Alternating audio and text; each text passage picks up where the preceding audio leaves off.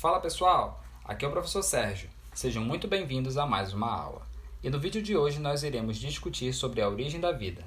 Aqui é muito importante que você se lembre da aula 1 do professor Louis, quando ele mencionou que Louis Pasteur demonstrou como a vida surgia de seres pré-existentes. Porém, o pesquisador não explicou como o primeiro ser vivo surgiu no planeta Terra. E para entender melhor como foi essa história, fica ligado até o final. Inicialmente, duas grandes vertentes assumiram notável destaque ao proporem como a vida teria surgido no planeta, sendo elas o criacionismo e a panspermia cósmica. Para os criacionistas, eles acreditavam que o primeiro ser terrestre e, veja bem, todos os organismos conhecidos até hoje teriam nascido a partir da obra de um ser divino e que, portanto, mantiveram-se imutáveis durante todo o período de formação da Terra.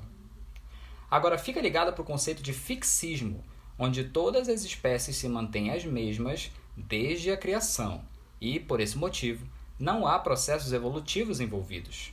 Nas próximas aulas, nós veremos que a evolução é a principal responsável pela formação de novas espécies.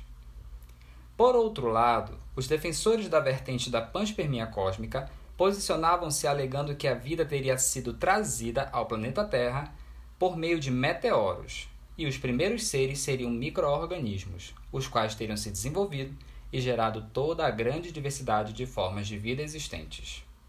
É muito importante que aqui você considere que a evolução assume um papel-chave na formação dessa variedade de organismos, sendo que esse fator contrapõe o proposto pelo criacionismo.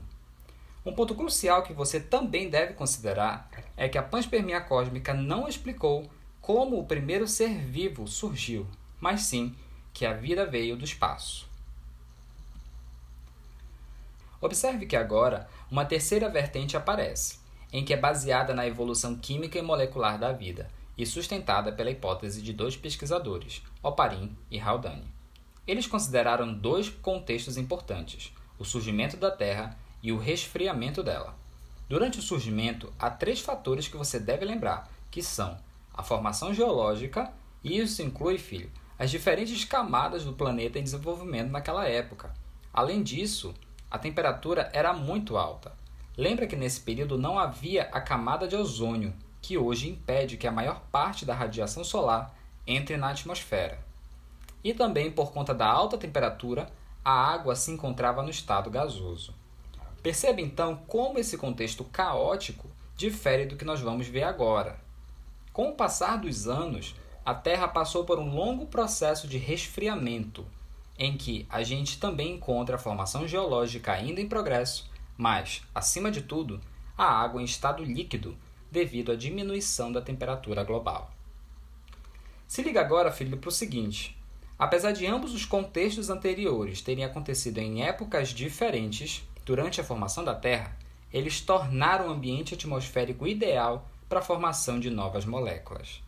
Esse evento puramente químico ocorreu devido a 1.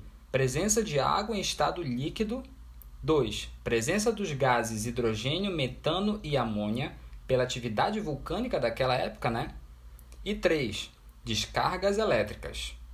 Esse conjunto de condições contribuiu para que a organização molecular ocorresse, formando o que nós conhecemos por coacervados, pequenas moléculas envoltas por água contendo compostos orgânicos.